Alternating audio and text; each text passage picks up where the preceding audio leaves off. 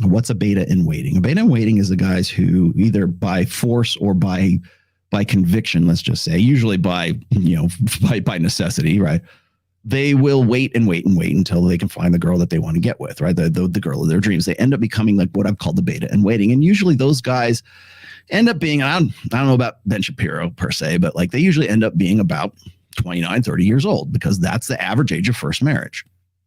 And they stick it out and they try to play try to play by the old set of rules, which, by the way, is, you know what? Screw it. I'll just put it right here. The old set of rules, which is in my second book, I believe. The old set of rules are actually, let's let Myron describe this. Why I always say, if you're going to go foreign and you're going to go get a foreign wife, you better be prepared to stay out there. Yep. You understand? Because you guys got to understand that Western society rewards women for leaving you, for treating you poorly. And the thing is this, I always tell you guys, don't be a gentleman. I'm going to make a full YouTube video on this. Me and Fresh are going to record some YouTube content for you guys later tonight. Yeah. And one of the things I'm going to say is why you can't afford to be a gentleman anymore in today's day and age, especially if you live in the West. And the reason why is because they're playing by a new set of rules, but they still want you to play by the old set of rules. And what that means is they want you to be a gentleman. They want you to be higher earning. They still want you to be attractive, tall, all these things, right? But they can absolve themselves of their feminine responsibilities. And when you bring a woman that's traditional from foreign countries to the West, where she's basically rewarded for not being a wife, rather just being a woman, right? And equality and all this other stuff, she's going to absolutely adopt these ideals. And all right. Yes. So there you have it. The second set of books, the second set of rules, by the way, is a chapter from my second book, which is Preventive Medicine. And I brought that up because there was a guy, his name was something Ball. I can't remember. Richard Ball, I think is what his name was. Dick and Ball.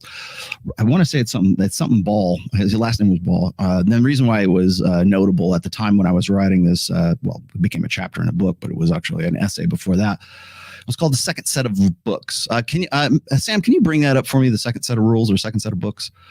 And that's where that sort of, euphemism came from as far as the rule set's concerned. Now he had self-immolated on the steps of City Hall after a very bad divorce settlement that he lost, and his children he lost as well. And to make a statement, of course, he set himself on fire, not unlike that monk in Vietnam, right? Pour some gasoline on yourself and set yourself on fire. Maybe it's not. It's not Richard Ball's. It was something Ball. I forget the guy's name. Thomas Ball. Anyways, the guy was making a statement, and of course he left. Of course he left a manifesto, right? And the manifesto, of course, says there is a set of rules that you believe that people are playing by, and there is yes, it was a Rage Against the Machine cover. Thank you very much. I know.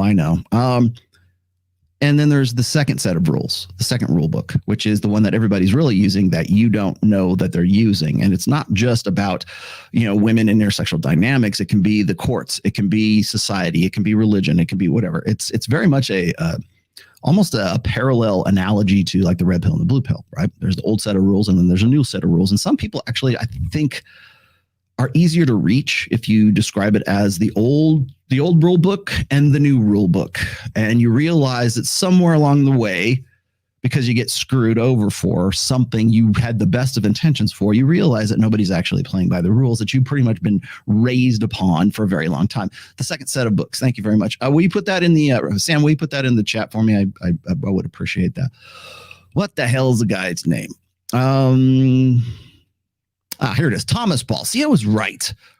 On June 15th, 2011, Thomas Ball set himself on fire in front of the Cheshire Superior Court in New Hampshire. While I strongly disagree with his decision to self-immolate, I understand his sentiment. So let me read to you what he has said in it, because he had a manifesto. And let's see. Where did it go? Here we go.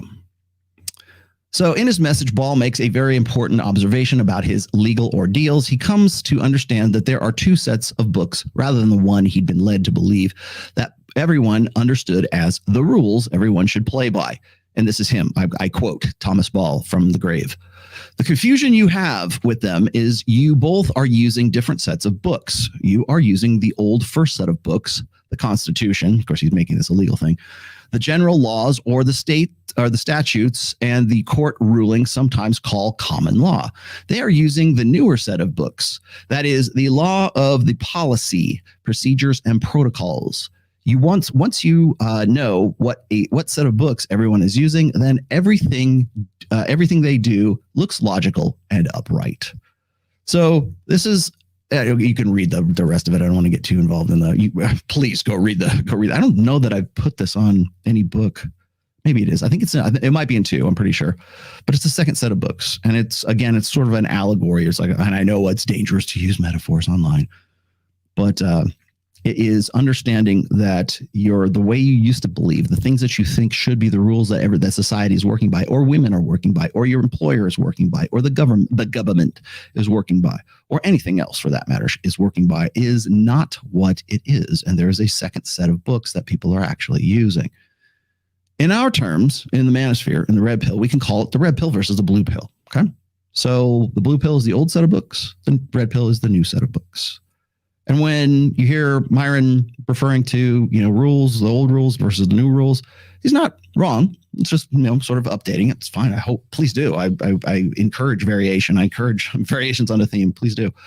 But that's really what it's coming down to. And I think what's happening is when you see someone like, say, Ben Shapiro talking about, oh, here's the right way to get married. That's the old set of books. Everything he's done is very much an old set of books, but he's working within a new rule set or a new environment that is defined by that new rule set. That's why he's notable. That's why he thinks anyways. He thinks that's a flex, right? His old, his come up story with his wife. He thinks that that's a flex. It's not a flex. It's just, in fact, if anything, it says more about his personality as a beta male who is necessitous, sexually necessitous, doing what he has to do.